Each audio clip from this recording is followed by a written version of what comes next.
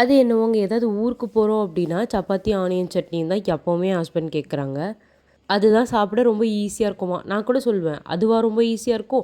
ரவா உப்புமா, சேமியா உப்புமாலாம் எனக்கு செய்யவும் ஈஸியாக இருக்கும். அதேமாதிரி சாப்பிடவும் ரொம்ப ஈஸியாக இருக்கும்ல. ஒரே ஒரு ஸ்பூனை போட்டு கப்லேருந்து சாப்பிட்றலாம் அப்படின்னா, இல்லை இல்லை அதெல்லாம் ரொம்ப கஷ்டம், உனக்கு செய்கிறது கஷ்டம் அப்படிம்பாங்க. நீங்களே சொல்லுங்கள், உப்புமா செய்கிறது கஷ்டமா? இல்லை சப்பாத்தி ஆனியன் சட்னி பண்ணுறது கஷ்டமா?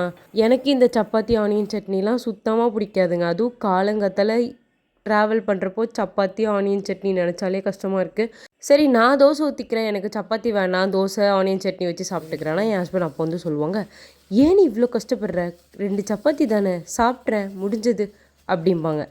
அது எனக்கு கஷ்டமா இல்லை அவங்களுக்கு கஷ்டமானு தெரியல. செய்ய போகிறது நான் தான். நானே சொல்கிறேன் நான் 2 தோசை ஊற்றிக்கிறேன் அப்படின்னா, இல்லை இல்லை வேண்டாம், நீ வேற காலங்காத்தால எழுந்துச்சி உனக்கு தோசை வேற ஊற்றணுமா, காஞ்சி போயிடுச்சுன்னா என்ன பண்ணுவ அப்படிம்பாங்க.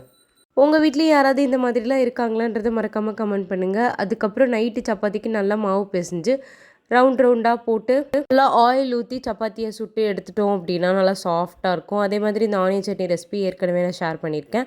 இது வந்து நம்ம ஒன் டே ஃபுல்லாக வெளியில் வச்சாலும் எதுவுமே ஆகாதுங்க. ஸோ அதுதான் எப்போவுமே ட்ராவல்காக இது எடுத்துப்போம். இது நைட் எடுத்த வீடியோ. அடுத்த நாள் காலையில் நான் எப்படி பேக் பண்ணுறேன் அதெல்லாம் உங்களுக்கு காட்டுறேன். பாய்.